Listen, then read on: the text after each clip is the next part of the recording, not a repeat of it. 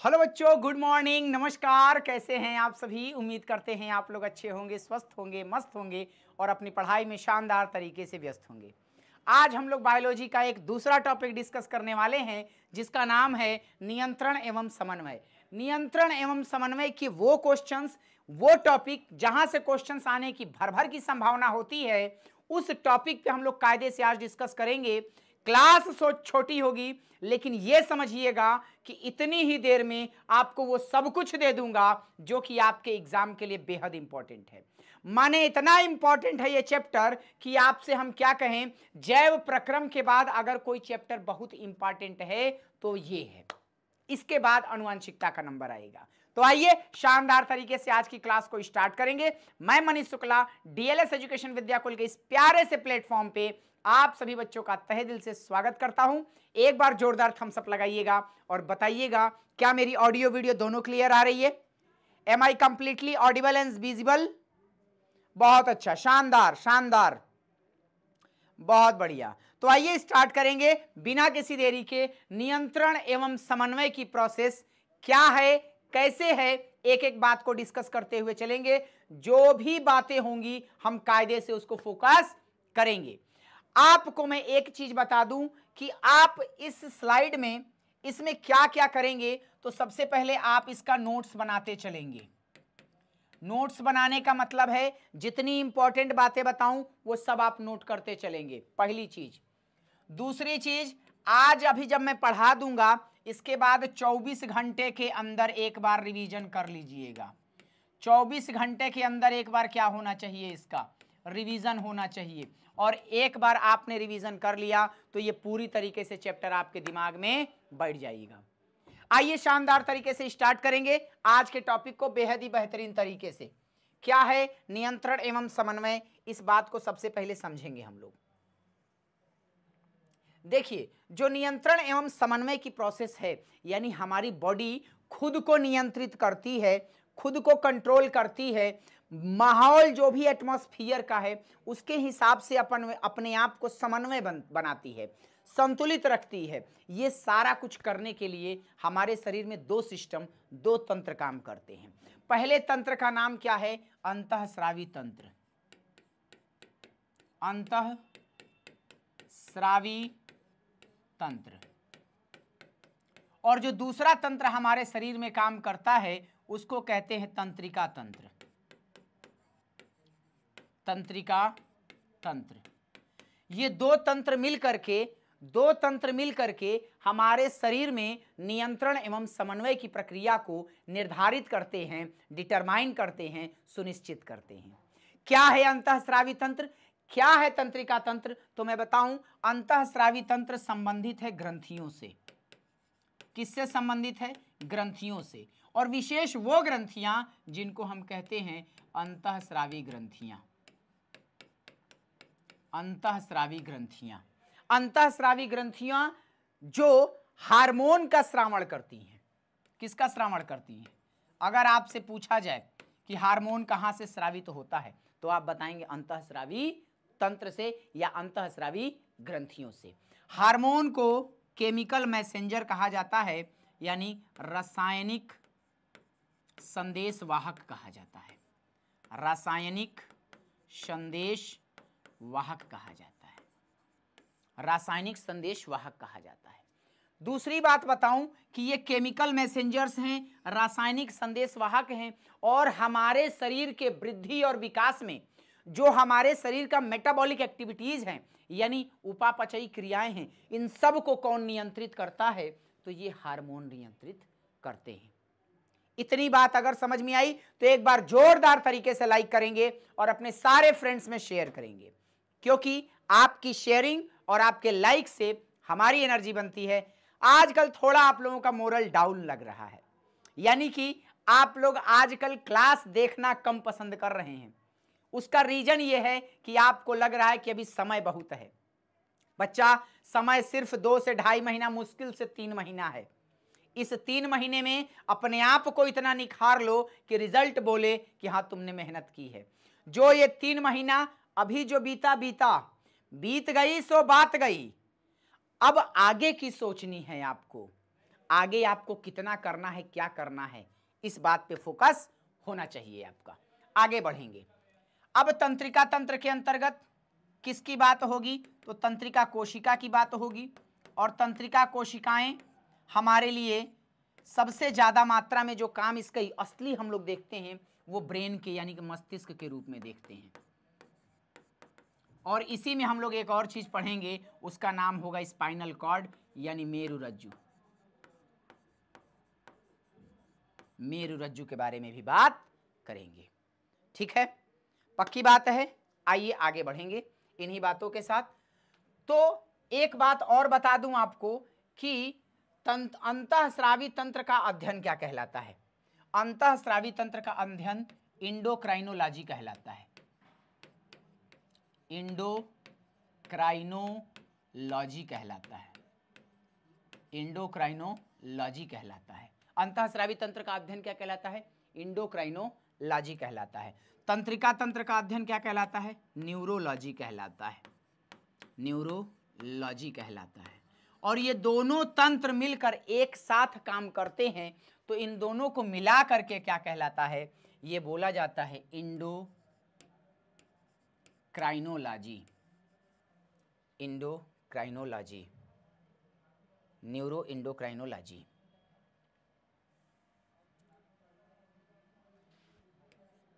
Neuro endocrinology,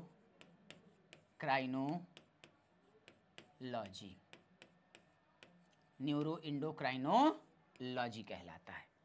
कब, जब endocrine system और नर्वस सिस्टम दोनों मिल जाएगा तो उसको क्या कहेंगे, न्यूरो इंडोक्राइनोलॉजी कहलाता है। बोलो राजी खुशी। बढ़ेंगे आगे की ओर। बहुत बढ़िया। अब आपके सामने कुछ बातें लिखी गई हैं, जरा ध्यान से सुनिएगा। सभी सजीव अपने वातावरण में या पर्यावरण में हो रहे परिवर्तन के अनुरूप अनुक्रिया करते हैं। ठंडी आती है तो स्वेटर पहनेगा ही पहनेगा, नहीं पहनेगा तो बीमार पड़ जाएगा, फिर निपट जाएगा। स्वेटर पहनते हैं, गर्मी आती है तो स्वेटर नहीं पहनते, सूती कपड़ा पहनते हैं। क्यों, ताकि हमें अंदर से अच्छा फील हो, जिसकी वजह से पसीना सूखता रहे। गर्मी में गर्म लगेगा सूती कपड़ा और ठंडी में ठंडी लगता है। ठीक है, तो उसके अनुरूप हम अनुक्रिया करते हैं। पर्यावरण में हो रहे परिवर्तन जिसके अनुरूप सजीव अनुक्रिया करता है उद्दीपन कहलाता है। जैसे प्रकाश, सूर्य का प्रकाश, ऊष्मा गर्मी, ठंडी, ध्वनि, सुगंध, स्पर्श आदि सब क्या है, एक प्रकार का उद्दीपन है। उद्दीपन का मतलब क्या है कि जो हमारे शरीर में हो वो सब उद्दीपन है। माने जैसे मान लीजिए कि कोई चीज हमें आ रही है अचानक से झटका देने के लिए, तो हमारी आंख की पलक तुरंत बंद हो जाएगी। तो जो आ रही है वो क्या है, वो उद्दीपन है। समझ गए बात को, समझ गए बात को।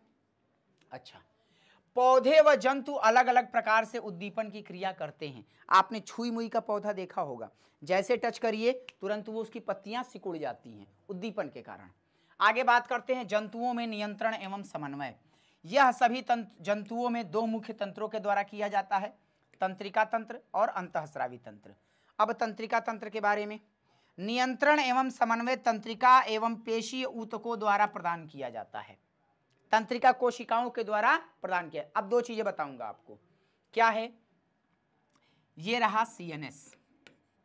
सीएनएस को कहते हैं सेंट्रल नर्वस सिस्टम, या हिंदी में इसे बोलते हैं केंद्रीय तंत्रिका तंत्र। केंद्रीय तंत्रिका तंत्र। और केंद्रीय तंत्रिका तंत्र को मैसेज लेकर के जाती है, उसे कहते हैं संवेदी तंत्रिका। संवेदी तंत्रिका कोशिका कहां से मैसेज लेके जाएगी, संवेदी अंगों से। संवेदी अंग जानते हैं आप, संवेदी अंग जानते हैं आप, वो अंग जिनको आप किस नाम से और जानते हैं, ज्ञानेंद्रियों के नाम से जानते हैं। 5 ज्ञानेंद्रियां आपने पढ़ी हैं, स्किन, नाक, कान, जीभ, आंख, ये सब क्या है, ज्ञानेंद्रियां हैं। तो ये जो ज्ञानेंद्रियां हैं, यहां से मैसेज रिसीव होता है, आता है, मैसेज को हम ऑब्जर्व करते हैं। यहां हमें कुछ सुरसुरा रहा है, सुरसुरा रहा है अगर, तो हमारी स्किन ने उस मैसेज को ग्रहण किया और भेजा दिमाग के पास। ये भेजेगी दिमाग के पास, सीएनएस के पास। किसके द्वारा जा रहा है? संवेदी तंत्रिका तंत्र के द्वारा। अब आंखों को आदेश दिया जाएगा, वो टारगेट अंग होगा, टारगेट अंग, टारगेट अंग तक जाएगा। ठीक है, किसके द्वारा जाएगा? मोटर तंत्रिका तंत्र के द्वारा, मोटर तंत्रिका तंत्र के द्वारा।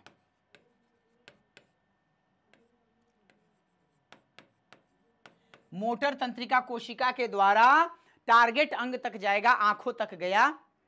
फील किया किसने? स्किन ने। मैसेज गया ब्रेन के पास, ब्रेन ने आदेश दिया आंखों को, देखो जरा क्या हो रहा है। मैंने देखा एक चींटी चल रही थी, तो चींटी, ब्रेन को फिर बताया आंखों ने कि भैया देखो वहां चींटी चल रही है। तो ब्रेन फिर मैसेज देगा हाथ को, और हाथ से चींटी को हम उठा करके फेंक देंगे। ठीक है, तो ये यहां से मैसेज गया तंत्रिका तंत्र, सीएनएस तक, केंद्रीय तंत्रिका तंत्र तक, यानी इसमें दो चीजें आती हैं, ब्रेन और मेरुरज्जु। तो ब्रेन के पास मैसेज गया और ब्रेन ने टारगेट अंग को मैसेज किया मोटर तंत्रिका के द्वारा कि देखो वहां क्या है, देखो पीछे देखो, पीछे देखो। तो देखेगा तो पता चलेगा, वो फिर मैसेज भेजेगा यहां से संवेदी अंग की तरह, मैसेज भेजा और हाथ को अब आदेश देगा भैया चींटी को हटा दो। बात समझ में आ रही है? ये खेल चलता है इनका। आगे बढ़ेंगे।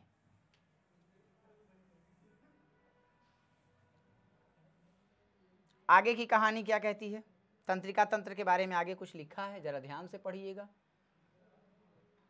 नियंत्रण एवं समन्वय तंत्रिका एवं पेशी ऊतकों द्वारा प्रदान किया जाता है।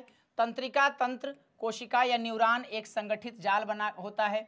यह सूचनाओं को विद्युत आवेग द्वारा शरीर के एक भाग से दूसरे भाग तक ले जाता है, मैसेज को कंडक्ट करता है। ठीक है, अब ग्राही या रिसेप्टर। ग्राही तंत्रिका कोशिका के विशिष्टकृत सिरे द्वारा होता है जो वातावरण की सूचनाओं का पता लगाते हैं। ये ग्राही हमारे ज्ञानेंद्रियों में स्थित होती है। बता दिया मैंने 5 ज्ञानेंद्रियां। ठीक है, अब देखिए उसमें क्या क्या है। कान है, आंख है, त्वचा है, इसके अलावा नाक है और जीभ है। ये सारी ज्ञानेंद्रियां हैं और इन सब के बारे में आप बचपन से पढ़ते चले आ रहे हैं। ठीक है, अब एक तंत्रिका कोशिका का ये फिगर है। This figure is very very important. ये फिगर आपके लिए क्या है? बहुत ही इंपॉर्टेंट है। कल से कह दूं या आज दोपहर से ही आपके पास सारे पीडीएफ जाने लगेंगे। इन पीडीएफों को आप बार बार पढ़िए, बिल्कुल जितना बता दूं इंपॉर्टेंट है उतना ही पढ़िए। नो डाउट गारंटी देता हूं बेटा, 450 प्लस तो सिर्फ तुम मतलब इस क्लास से ले सकते हो। और जब again again again again and again बार बार पढ़ोगे तो ये तुम्हारे दिमाग में छा जाएगा, 490 दूर नहीं रहेगा। बता दे रहे हैं। एक बार जोरदार तरीके से लिखिए, कौन कौन 490 का आंकड़ा लेके चल रहा है? आना चाहिए, धड़ल्ले से आना चाहिए आप लोगों का। और कुछ लोग ऐसे भी होंगे जिनको अलग जगह कुछ दिख रहा होगा, नो डाउट आप जा सकते हो। लेकिन ये बता दूं, सबसे पहले अगर सिलेबस आपका समाप्त होगा तो डीएलएस एजुकेशन विद्याकुल पे होगा। सबसे सही तरीके से अगर कहीं सिलेबस खत्म होगा तो वो डीएलएस एजुकेशन विद्याकुल का होगा। लेकिन उसके लिए सपोर्ट आपका चाहिए, मेहनत हम अपनी कर रहे हैं। ताली दोनों हाथ से बजता है, हेहू हाथ से दोनों मिलाएंगे तब ताली बजेगा। हम खूब मेहनत करें और तुम लोग कोई रिस्पॉन्स ना करो, ताली बजेगा नहीं बजेगा। दोनों हाथ से मेहनत करना पड़ेगा। आप भी करिए, हम भी करेंगे। ठीक है, ओके। तो तंत्रिका कोशिका का चित्र आपके लिए बहुत इंपॉर्टेंट है। ये क्या है? इसको कहते हैं डेंड्राइट या द्रुमिका बोलते हैं। इंग्लिश वाले इसे क्या कहते हैं? डेंड्रॉन या डेंड्राइट्स बोलते हैं। ठीक है, अच्छा, इसको क्या कहते हैं? कोशिका काय कहते हैं। इंग्लिश वाले इसे क्या कहते हैं? साइटोन कहते हैं। केंद्रक को इंग्लिश वाले क्या कहते हैं? न्यूक्लियस कहते हैं। तंत्रिकाक्ष यहां से लेके यहां तक पूरा हिस्सा क्या कहलाता है? एक्सॉन कहलाता है। एक्सॉन हो गया, साइटोन हो गया, डेंड्रॉन हो गया। ठीक है, और ये अंतिम सिरा है इसका, तंत्रिका का अंतिम सिरा है। ये फिर आगे जा करके नीचे एक और कोशिका लगी होगी इसी के जैसी, उस कोशिका के डेंड्रॉन से जुड़ता है। जैसे मैं एक दिखाऊं आपको, मान लीजिए ये कोई कोशिका है, मैंने बना दिया इस प्रकार से इसको। ठीक है, तो इसका जो डेंड्रॉन है इस प्रकार से रहेगा और नीचे एक और कोशिका होगी, उसका डेंड्रॉन इस प्रकार से निकला होगा और फिर वो नीचे और जाएगी, फिर दूसरे कोशिका का डेंड्रॉन होगा। इस प्रकार से सारी कोशिकाएं आपस में जुड़ी होती हैं। इस जगह को जरा ध्यान से देखिएगा, यहाँ पे आपको घुंडी दिखाई पड़ रही है, इस प्रकार से उठी उठी संरचनाएं हैं, जरा ध्यान से देखेंगे तो एक ऊपर वाली का मैं ऐसे बना दे रहा हूं, जूम करके मैंने देखा तो ऐसा दिखाई पड़ा, और एक डेंड्रॉन इस प्रकार से होता है। ठीक है, इनके बीच में आप देखेंगे ना तो खाली स्थान है, और इसी खाली स्थान को क्या बोलते हैं? सिनेप्टिक क्लेफ्ट बोलते हैं।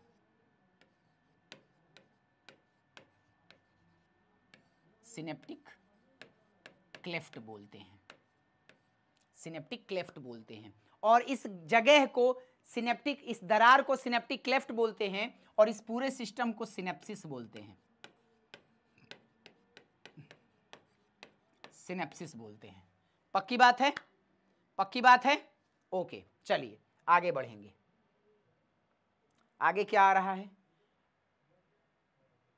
सिनेप्स, ये देखिए लिखा हुआ है, यह तंत्रिका के अंतिम सिरे एवं अगली तंत्रिका कोशिका के द्रुमिका के मध्य का रिक्त स्थान है।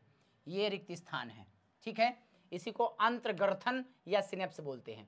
यहाँ विद्युत आवेग को रासायनिक संकेत में बदला जाता है, जिससे यह आगे संचारित होता है।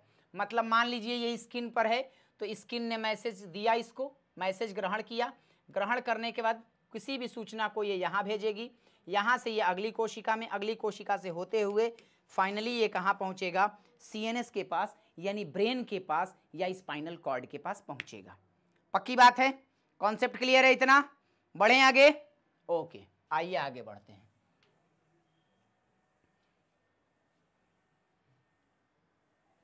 अब क्या लिखा है आगे? प्रतिवर्ती क्रिया। प्रतिवर्ती क्रिया क्या है? हमारी इच्छा के विरुद्ध, हम नहीं भी चाहेंगे तो अचानक से जो होने वाली क्रिया है उसे प्रतिवर्ती क्रिया कहते हैं।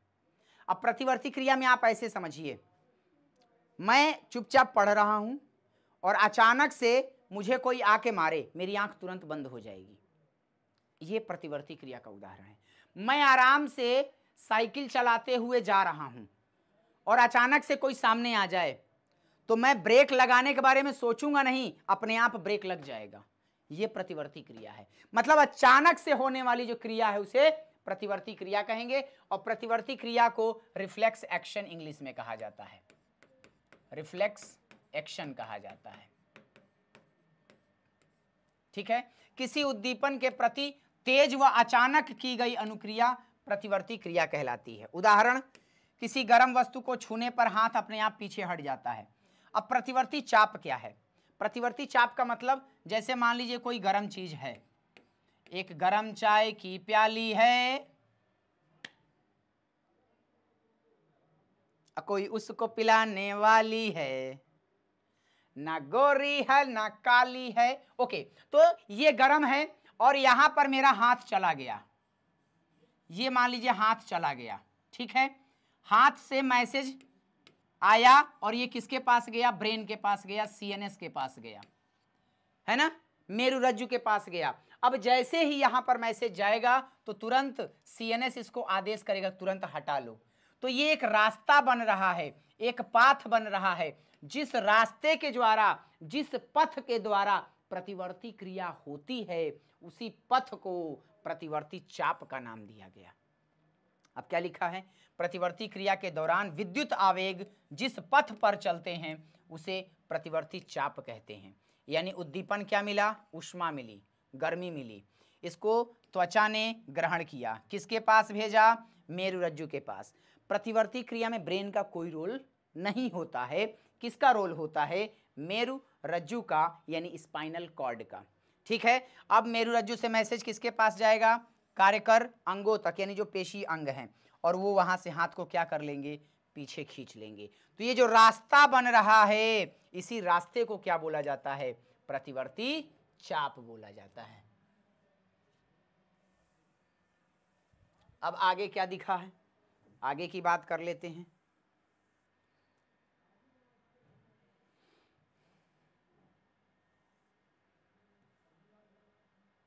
अब अनुक्रिया लिखी है। अनुक्रिया क्या है? यह 3 प्रकार की होती है, ऐच्छिक, अनैच्छिक और प्रतिवर्ती। ऐच्छिक जो हमारे दिमाग से सोच समझ के हमारी इच्छा के अनुसार होती है। मुझे चाय पीनी है, मैंने ये कप उठाया और चाय पिया, तो कप उठाने के लिए मैंने हाथ को आदेश दिया, मैंने नहीं, ब्रेन ने दिया कि भैया कप उठाओ और पियो। तो ये ऐच्छिक क्रिया है। अनैच्छिक क्रिया जो हमारी इच्छा से नहीं होती, अपने आप ऑटोमेटिक होती रहती है। दिल का धड़कना, है ना, अपने आप हो रहा है ना।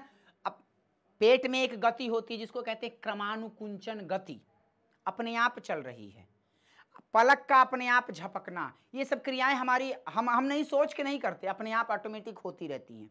लेकिन कुछ क्रियाएं ऐसी होती हैं जो अचानक से होती हैं। वो अचानक से होने वाली क्रिया कौन सी कहलाती है? प्रतिवर्ती क्रिया कहलाती है। ठीक है, अब बढ़ेंगे आगे की ओर।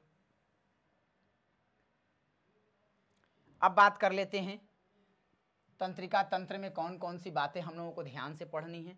देखिए, ये पूरा सिस्टम आपको उतना इम्पॉर्टेंट नहीं है, लेकिन ये वाला सिस्टम इम्पॉर्टेंट है, जिसको बोला गया केंद्रीय तंत्रिका तंत्र यानी CNS, और दूसरा है परिधीय तंत्रिका तंत्र यानी PNS।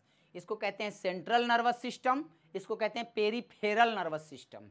ठीक है, ये इसमें क्या क्या आता है? तो मस्तिष्क आता है और स्पाइनल कॉर्ड यानी कि मेरुरज्जु आती है। इसमें क्या क्या आती हैं?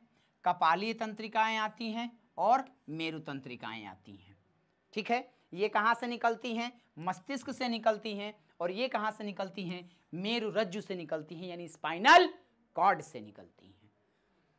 अब मानव मस्तिष्क की चर्चा कर लेते हैं जरा सा।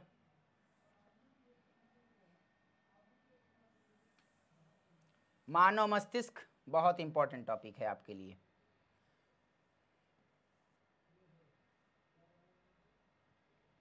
तो एक बात बताऊं मैं आपको, मानव मस्तिष्क के कितने भाग होते हैं? 3 भाग होते हैं, अग्र मस्तिष्क, मध्य मस्तिष्क और पश्च मस्तिष्क। अग्र मस्तिष्क आगे की ओर, मध्य मस्तिष्क बीच में, और पीछे की ओर पश्च मस्तिष्क।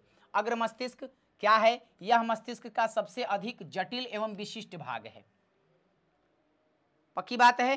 पक्की बात है। इसमें मैं एक चीज और बता दूं, नहीं लिखा है, इसमें 2 चीजें आती हैं, मुख्य रूप से 2 चीजें आती हैं। पहली कौन सी? एक को बोलते हैं प्रमस्तिष्क, प्रमस्तिष्क, इसको सेरिब्रम कहते हैं, और दूसरा इसमें जो नाम आएगा आपके सामने वो आएगा डाइनसिफेलॉन।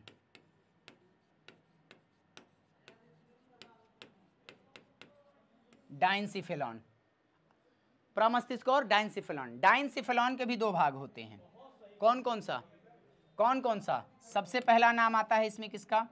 थैलमस, थैलमस, और दूसरा आता है हाइपोथैलमस,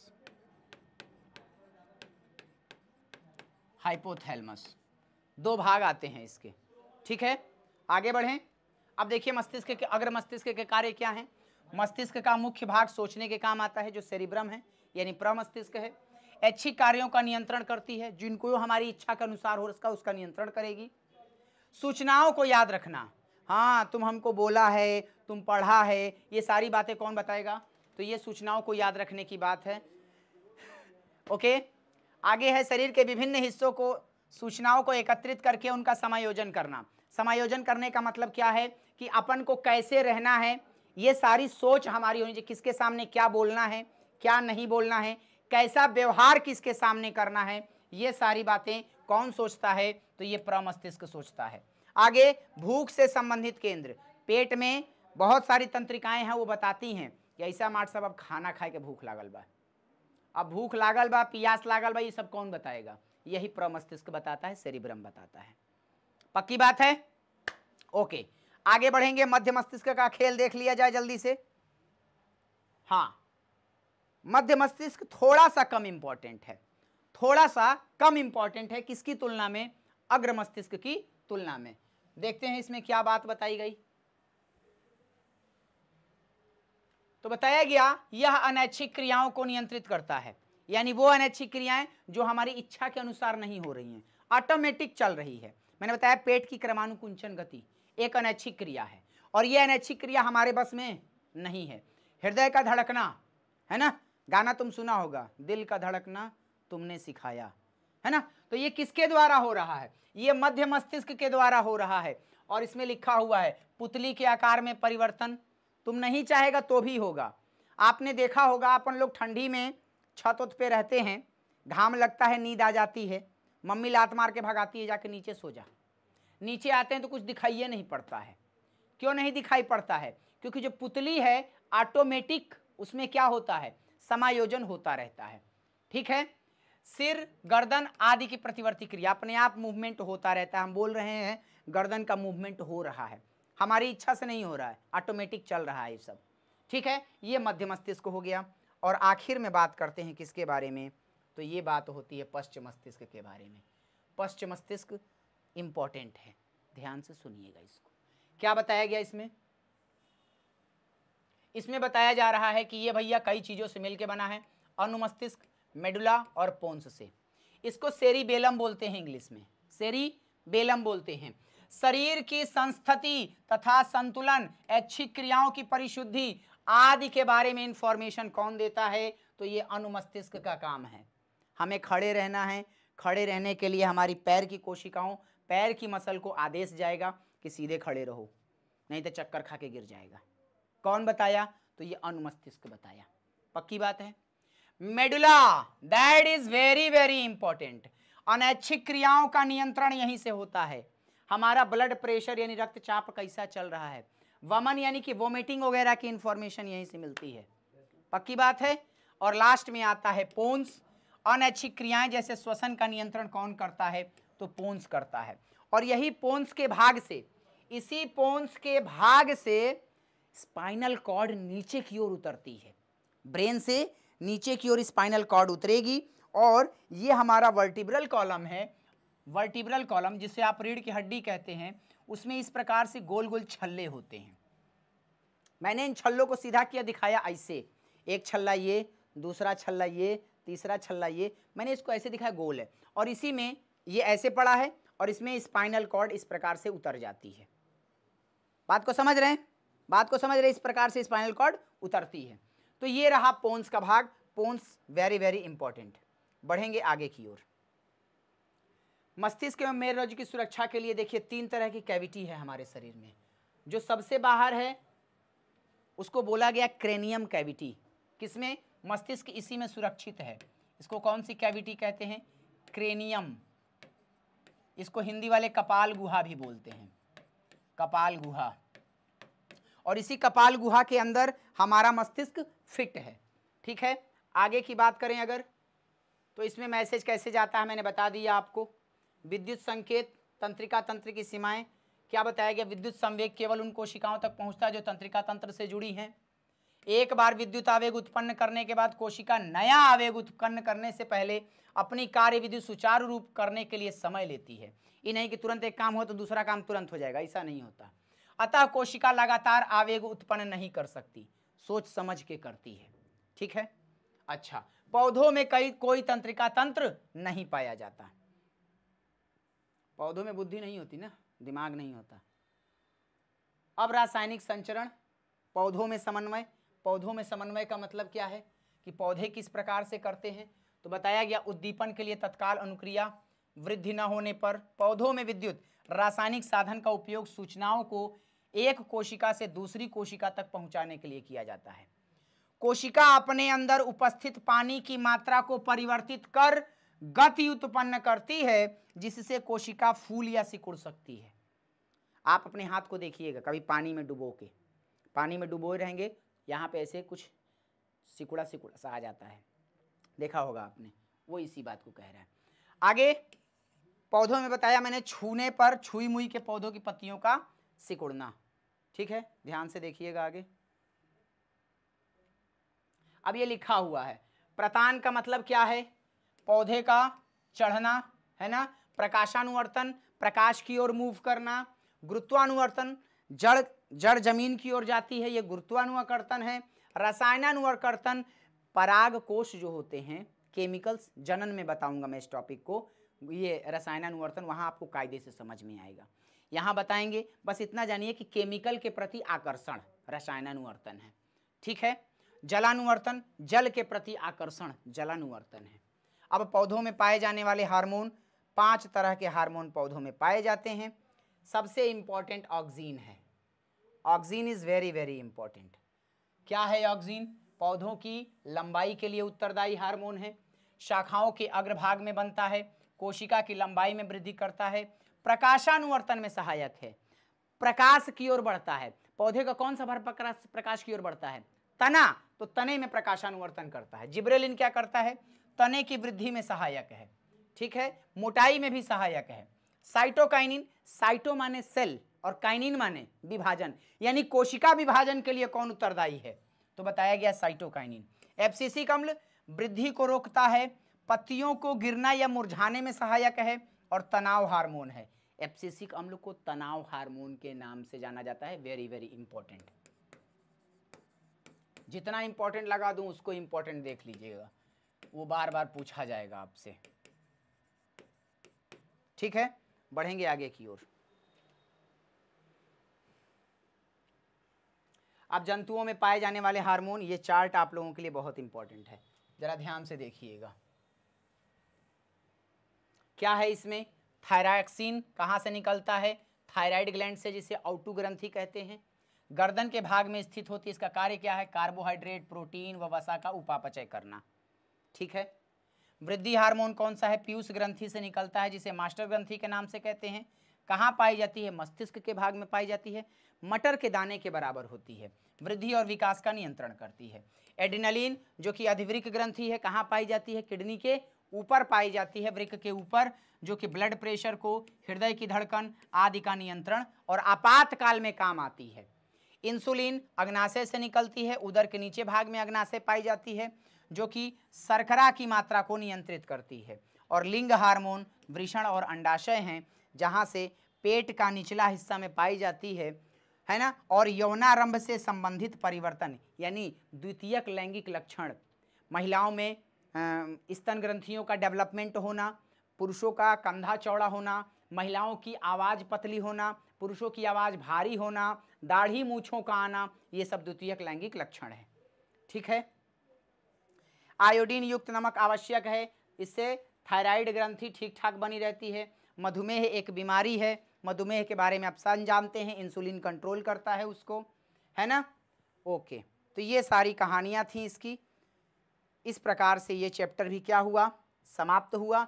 जो इम्पॉर्टेंट बताया है मैंने, उस इम्पॉर्टेंट, देखिए इस टॉपिक में सिर्फ मुझे क्या डिस्कस करना है, इस सीरीज में मुझे क्या डिस्कस करना है, जो बहुत ही इंपॉर्टेंट है आपके लिए, माने इतना इंपॉर्टेंट है कि वहां से परीक्षा में क्वेश्चन आना ही आना अनिवार्य है, ठीक है।